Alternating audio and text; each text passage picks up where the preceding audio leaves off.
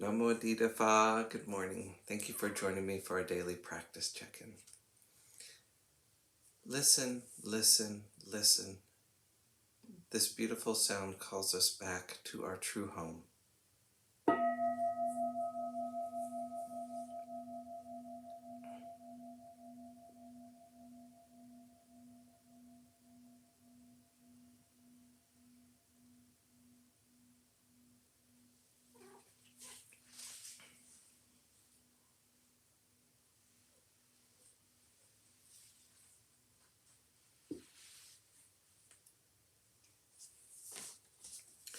The third mindfulness training.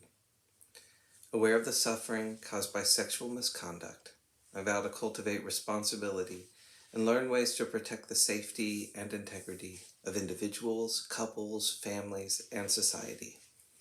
I am determined not to engage in sexual relations without love and a long-term commitment.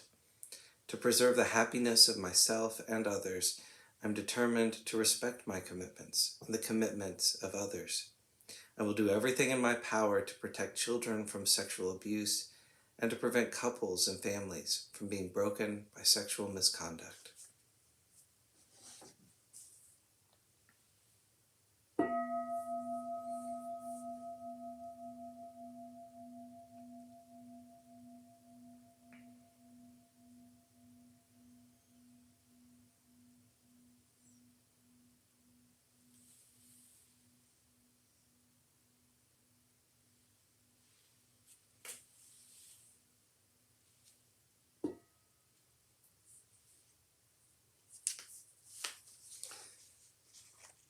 Our Dharma reading today is Our Changing Bodies by Ajahn Karuna Dhammo. This is from Beginning Our Day by the monastics of Abhayagiri Monastery.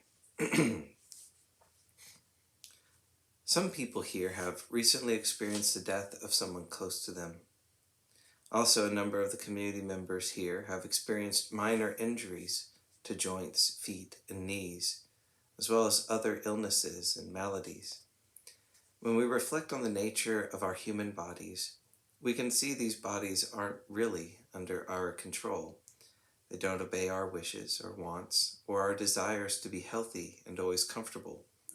They have their own quirks. Each one of our bodies has a particular set of constituents, elements, and predispositions through karma, biology, and genetics. Each body is more or less following its own life, its own course. There's not a huge amount of control that we have over it. We can try to influence it and try to give it proper nourishment and support when we are ill, but by and large, there is nothing we can do to control its ultimate outcome. It will age. Along the way, it will experience periods of health, periods of sickness, and eventually, the body will die. It is simply a part of nature. That's the way nature works. Look around at what is happening with plants and animals.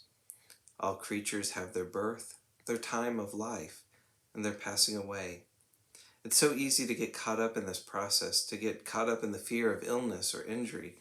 There can often be a lot of anxiety about how we protect and care for the human body, not to mention the fear, anxiety, and difficulties we experience from the death and dying process. The hallmark of the Buddhist practice is to contemplate this reality so that we can genuinely see, understand, and accept that it's all simply a part of nature. If we look around, we can see that there's nothing that escapes this process. Gently, over time, we can apply this contemplation to ourselves and to what we experience throughout the day. By gaining insight into this process, we are able to live without a constant sense of protection and anxiety in regard to this body, which is merely following its own course.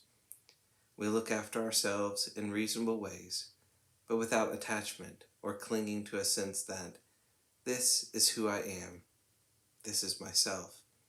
The body is basically a set of elements that is constantly changing, moving, evolving, and transforming, just like the world around us.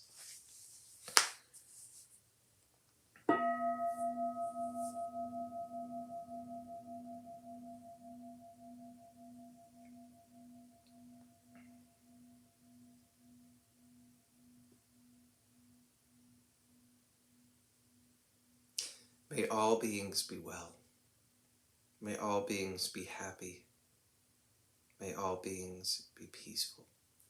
Sadhu, sadhu, sadhu. Thank you for joining me this morning.